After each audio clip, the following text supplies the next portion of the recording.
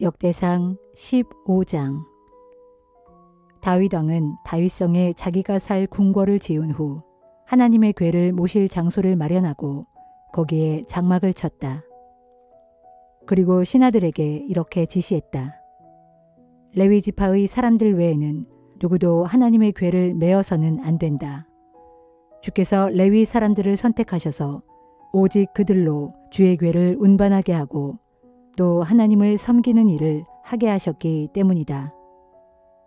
다윗은 자기가 마련해 놓은 장소로 주의 궤를 모셔오기 위해 이스라엘의 온 백성들을 예루살렘에 불러 모았다. 다윗이 예루살렘에 불러 모은 아론 자손의 제사장들과 레위 지파의 사람들은 다음과 같다. 그핫의 자손 중에서는 족장 우리엘과 그의 친족들 120명, 무라리의 자손 중에서는 족장 아사야와 그의 친족들 220명, 게르솜의 자손 중에서는 족장 요엘과 그의 친족들 130명, 엘리사반의 자손 중에서는 족장 스마야와 그의 친족들 200명, 헤브론의 자손 중에서는 족장 엘리엘과 그의 친족들 80명, 그리고 우시엘의 자손 중에서는 족장 암미나답과 그의 친족들 112명이었다. 다윗은 대제사장 사독과 아비아다를 비롯하여 레위 사람들인 우리엘, 아사야, 요엘, 스마야, 엘리엘, 그리고 암미나답을 불러 모은 후 그들에게 말했다. 여러분은 레위 지파의 지도자들입니다.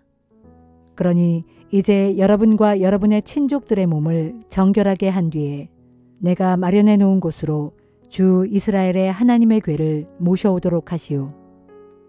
지난번에는 여러분이 하나님의 궤를 메지 않았기 때문에 우리 주 하나님께서 우리에게 진노하셔서 우리를 치셨소. 그렇게 된 것은 궤를 모셔오기 전에 우리가 어떤 방식으로 궤를 메어야 하는지 주께 먼저 여쭙지 않았기 때문이요. 이에 제사장들과 레위 사람들은 몸을 정결히 하여 주 이스라엘의 하나님의 궤를 예루살렘에 모셔올 채비를 갖췄다. 그런 다음에 레위 사람들은 주께서 모세에게 가르쳐 주신 대로 하나님의 궤를 채에 꿰어 자기들의 어깨에 메고 옮겼다. 다윗은 또 레위 지파의 지도자들에게 그들의 형제들 가운데 노래를 잘하는 사람들과 악기를 잘 다루는 연주자들을 가려내어 수금과 비파와 제금 같은 각종 악기들로 크고 즐겁게 풍악을 울려 주를 찬양하게 하라고 지시했다. 레위 지파의 지도자들은 요엘의 아들 헤만과 베레야의 아들 아삽, 그리고 무라리의 자손 가운데서 구사야의 아들 에단을 뽑아 그들에게 그 일을 맡겼다. 그리고 다음과 같은 레위 사람들을 뽑아 앞에 세 사람을 돕게 했다. 그들의 이름은 이렇다. 스가랴, 벤, 야하시엘, 스미라못, 여히엘, 운니, 엘리압, 부나야, 마아세야, 마띠디야, 엘리블레후, 믹네야, 그리고 문지기들인 오베데돔과 여히엘이다. 또 찬양대의 연주자들인 헤만, 아삽, 에단에게 청동제금을 치게 하고 스가랴, 아시엘, 스미라못, 여히엘, 운니, 엘리압, 마아세야, 그리고 부나야에게는 높은 음에 맞춰 비파를 연주하게 했으며 마띠디야, 엘리블레후, 믹네야, 오베데돔, 여히엘, 그리고 아사시아에게는 낮은 음에 맞춰 수금을 연주하게 했다. 레위 사람의 우두머리인 그나냐는 노래를 잘했고 또 음악에 조예가 깊었으므로 찬양대를 맡아 지휘하게 했다. 베레기야와 엘가나에게는 하나님의 궤를 지키도록 했고 제사장들인 스바냐, 요사밧, 느다넬, 아미세, 스가랴, 부나야, 그리고 엘리에셀에게는 하나님의 궤 앞에서 나팔을 불게 했다. 또 오베데돔과 여히야에게도 역시 하나님의 궤를 지키도록 했다. 다윗 왕은 이스라엘의 장로들과 천부장들을 거느리고 주의 궤를 모셔오려고 기쁜 마음으로 궤가 보관되어 있는 오베데돔의 집으로 갔다. 하나님께서 주의 언약궤를 운반하는 레위 사람들을 도우셨기 때문에 다윗은 감사의 제물로 수송아지 7마리와 수량 7마리를 잡아 바쳤다. 이때 다윗을 비롯하여 하나님의 궤를 맨 레위 사람들과 찬양대원들과 찬양을 지휘하는 그나냐는 모두 고운 모시로 만든 겉옷을 입었는데 특히 다윗은 겉옷 안에다 고운 모시로 만든 에봇을 입고 있었다. 쥐에 궤를 메고 예루살렘으로 올라올 때 이스라엘 온 백성은 뿔나팔과 나팔을 크게 불고 재금을 치고 비파와 수금을 힘있게 연주하면서 환호성을 올리며 기뻐하였다. 마침내 주의 언약궤가 다윗성으로 들어오고 있을 때 사울의 딸 미갈이 창가에서 이 광경을 지켜보고 있다가 다윗 왕이 궤 앞에서 덩실덩실 춤추며 기뻐하는 것을 보고는 마음속으로 그를 비웃었다.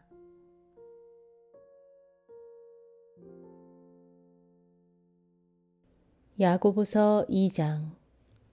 나의 형제들이여, 여러분은 영광의 우리 주 예수 그리스도를 믿는 신앙인으로서 사람을 외모로 판단해서 차별해서는 안 됩니다.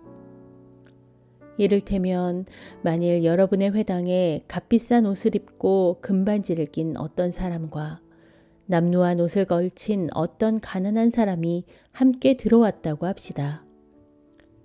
그런 상황에서 만일 여러분이 값비싼 옷을 입은 그 사람에게는 특별한 관심과 호의를 나타내면서 여기 좋은 자리에 앉으십시오 라고 친절하게 말하고, 반면에 남루한 옷을 걸친 가난한 사람에게는 당신은 거기에 서 있든지 내 발판 밑에 앉든지 하시오 라고 퉁명스럽게 말한다면 바로 여러분이 악한 마음을 품고 외모로 사람을 판단하여 차별한 것이 아니고 무엇이겠습니까? 나의 사랑하는 형제들이여, 내 말을 잘 들으십시오. 하나님께서는 세상의 가난한 사람들을 택하셔서 믿음에 부요한 사람이 되게 하시고 나아가 자신을 사랑하는 그 사람들에게 약속하신 그대로 하늘나라를 유업으로 물려주신 것이 아닙니까? 그런데도 여러분은 그런 가난한 사람들을 업신여긴 것입니다. 잘 생각해 보십시오. 여러분을 학대하는 자들은 부자들이 아닙니까? 또한 여러분을 재판정으로 끌고 가는 자들도 역시 부자들이 아닙니까? 뿐만 아니라 주 예수를 믿음으로써 여러분에게 주어진 고귀한 이름을 비방하는 자들도 역시 부자들이 아니고 누구란 말입니까? 여러분이 성경 말씀에 따라 내 이웃을 내 몸같이 사랑하라는 으뜸 가는 율법을 지킨다면 여러분은 정말 잘하고 있는 것입니다. 그러나 만일 여러분이 외모를 보고 사람을 차별한다면 여러분은 죄를 짓는 것이고 따라서 율법은 여러분을 범법자로 판정할 것입니다. 누구든지 율법 전체를 다 지키다가도 그중 한 가지만 어기게 되면 율법 전체를 어긴 셈이 되기 때문입니다. 간음하지 말라 하고 말씀하신 하나님께서는 또한 살인하지 말라고도 말씀하셨습니다. 그렇기 때문에 비록 간음을 하지 않았더라도 살인을 했다면 그 사람은 율법 전체를 어긴 사람이 되는 것입니다. 장차 여러분은 우리에게 자유를 가져다 주는 주의 법에 따라 심판을 받게 된다는 것을 명심하고 그런 각오로 말하고 또 행동하도록 하십시오. 그날에 자비를 베풀지 않은 사람들에게는 자비 없는 심판이 있을 것입니다. 참으로 자비는 심판을 이깁니다. 나의 형제들이여, 누가 믿음이 있다고 말하면서도 행함이 없으면 그 믿음이 무슨 소용이 있겠습니까? 그런 믿음으로 어떻게 구원을 받을 수 있겠습니까? 여러분 가운데 어떤 형제나 자매가 헐벗은 데다 그날에 먹을 식량조차 없는데 그런 사람에게 다가가서 말하기를 평안히 가서 몸을 따뜻하게 하고 배불리 먹도록 하십시오 하면서 실제로 몸에 필요한 것들을 주지 않는다면 그런 말이 도대체 무슨 소용이 있겠습니까? 이와 같이 믿음에 행함이 따르지 않는다면 그 믿음은 죽은 것입니다. 그러나 혹 어떤 사람은 이렇게 당당히 말할 수 있습니다. 당신에게는 믿음이 있지만 나에게는 행함이 있소. 자, 행함이 없는 당신의 믿음이란 것을 보여주시오. 그러면 나는 행함으로 나의 믿음을 당신에게 보여주겠소. 여러분은 하나님께서 한 분이심을 믿습니다. 좋습니다. 그런데 귀신들도 그렇게 믿고 두려워 떱니다. 아, 참으로 어리석은 사람이여. 행함이 없는 믿음은 정녕 아무 소용이 없다는 것을 모르십니까? 우리 조상 아브라함을 보십시오. 그는 하나님의 말씀에 순종하여 자기 외아들 이삭을 제단에 바치는 행함으로 말미암아 의롭다고 인정받지 않았습니까? 여러분이 보는 대로 아브라함의 믿음에는 행함이 따랐으며 그런 행함으로 인해 아브라함의 믿음이 온전하게 된 것입니다. 그래서 성경에 기록된 대로 아브라함이 하나님을 믿었으므로 하나님께서는 그의 믿음을 보시고 아브라함을 의롭게 여기셨다라는 말씀이 이루어졌고 또 그는 하나님의 벗으로까지 불렸습니다. 이와 같이 사람이 그 행함으로 하나님께 의롭다고 인정받는 것이지 행함이 없이 단지 말로만 믿는다고 해서 의롭게 되는 것이 아닙니다. 여리고성의 기생 라합도 이스라엘의 정탐꾼들을 영접하여 숨겨준 후에 다른 길로 무사히 보내준 그 행함으로 인해 의로운 사람으로 인정받지 않았습니까? 그렇습니다. 영혼 없는 몸이 죽은 것과 같이 행함 없는 믿음은 죽은 것입니다. 아모스 9장.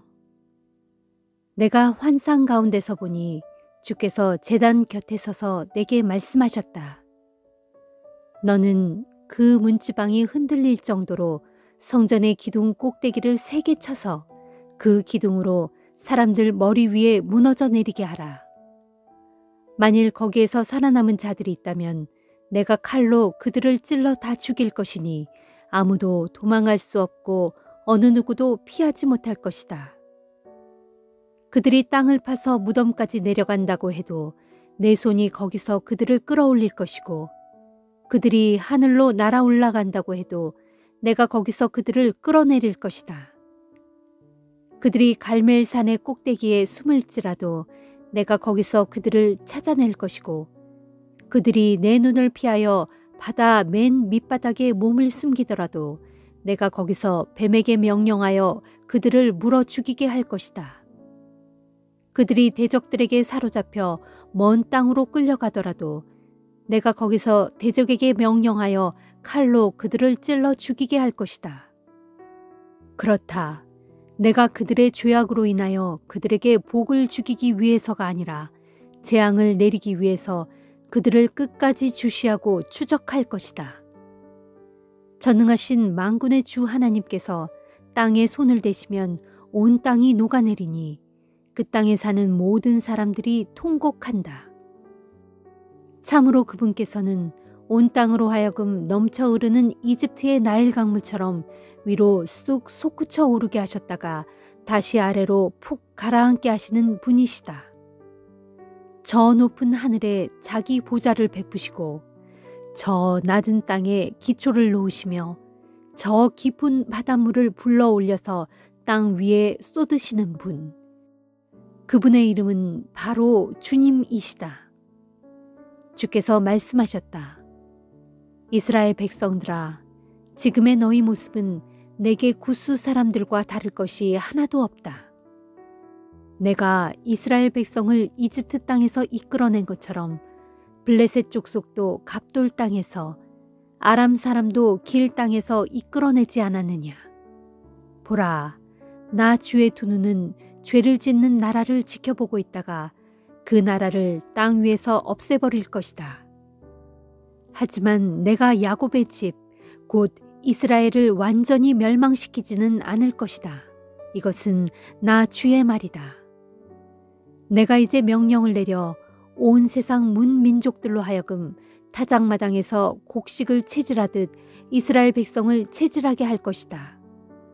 그러나 이스라엘 백성 가운데 알갱이는 하나도 땅에 떨어지는 일이 없을 것이다. 만일 내 백성 가운데서 누구든지 재앙이 우리를 덮치거나 우리에게 미치지 않을 것이다 하고 속여 말하는 자가 있다면 그 죄인은 반드시 칼에 찔려 죽을 것이다. 장차 그날에 내가 다윗의 무너진 장막을 일으키고 그 부서진 곳은 전부 수리할 것이다. 허물어져 폐허가 된 곳을 다 복구하여서 다시 옛적처럼 다윗의 장막을 영광스럽게 일으켜 세울 것이다. 그리하여 내 백성 이스라엘로 하여금 에돔 족속 가운데서 살아남은 자들과 또 내 이름을 부르는 모든 민족들, 곧 내게 속한 모든 족속들을 차지하게 할 것이다.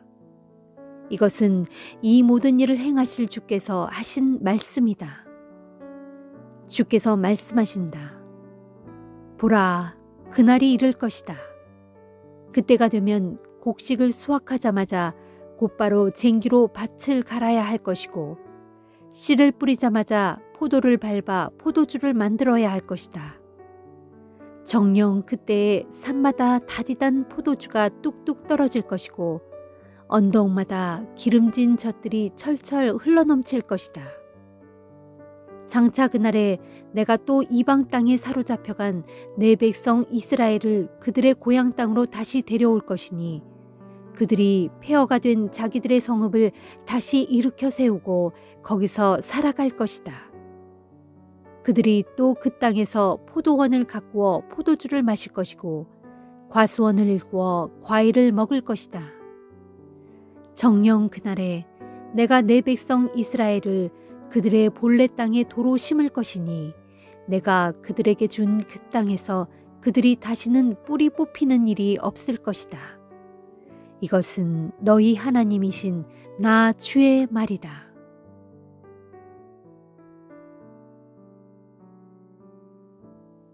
누가복음 4장. 예수께서 성령으로 충만해져 요단강에서 돌아오셨다. 그런 후 성령에 이끌려 광야로 가셨다. 거기서 예수께서는 40일 동안 마귀에게 시험을 받으셨다. 그동안 아무것도 잡수시지 않았기 때문에 예수께서 몹시 시장하셨다. 그때 마귀가 예수께 말했다. 만일 네가 하나님의 아들이라면 이 돌더러 빵이 되라고 말해보아라. 예수께서 마귀에게 대답하셨다. 성경에 기록되어 있기를 사람이 빵으로만 사는 것이 아니다 라고 하였다. 이번에는 마귀가 예수를 높은 곳으로 데리고 올라가 순식간에 세상의 모든 나라들을 보여주며 말했다. 내가 너에게 저 모든 나라들을 다스리는 권세와 영화를 주겠다. 세상을 다스릴 권세는 나에게 속하여 있기 때문에 내가 원하면 누구에게나 줄 수 있다. 자, 나에게 경배하여라. 그렇게 한다면 그 모든 것들이 다 너의 것이 될 것이다. 예수께서 마귀에게 말씀하셨다. 성경에 기록되어 있기를 주 너의 하나님을 경배하고 오직 그분만을 섬기라 하였다. 마지막으로 마귀는 예수를 데리고 성전 꼭대기로 올라가서 말했다. 만일 네가 하나님의 아들이거든 여기서 한번 뛰어내려 보아라.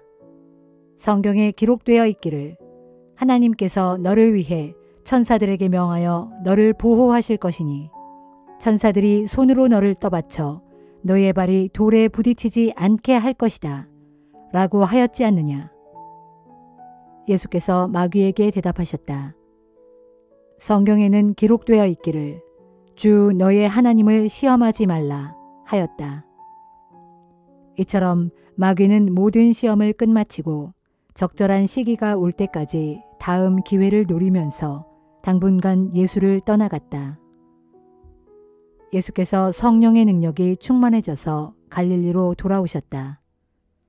예수의 소문이 이내 갈릴리 지방에 두루 퍼져나갔다. 예수께서는 갈릴리 지방의 여러 회당에서 가르치셨고 가르침을 받는 사람들마다 모두 예수를 칭송하였다. 예수께서 자신이 자라난 고향 나사렛 마을로 가셨다. 안식일이 되자 예수께서는 늘 하던 대로 회당에 가셨고 거기서 성경을 읽으려고 자리에서 일어나셨다. 예언자 이사야의 두루마리를 건네받아 든 예수께서는 두루마리를 펼치고 읽어 내려가셨다. 주의 영이 나에게 임하셨으니 그것은 가난한 자들에게 복음을 전하게 하시려고 주께서 내게 기름을 부으셨기 때문이다. 주께서는 나를 보내셔서 포로로 붙잡힌 이들에게는 자유를 선포하게 하셨고 앞을 못 보는 이들에게는 눈을 뜨게 해서 다시 보게 하셨다. 또 억눌린 사람들은 다 풀어주게 하셨고 주께서 은혜 베푸실 때를 사람들에게 널리 선포하게 하셨다. 이 말씀을 읽으신 후 예수께서는 두루마리를 말아 시중 드는 사람에게 돌려주시고 자리에 앉으셨다. 회당에 모인 사람들의 시선이 모두 예수께로 쏠렸다. 예수께서 그들에게 말씀하셨다. 오늘 이 성경 말씀이 다 이루어졌습니다.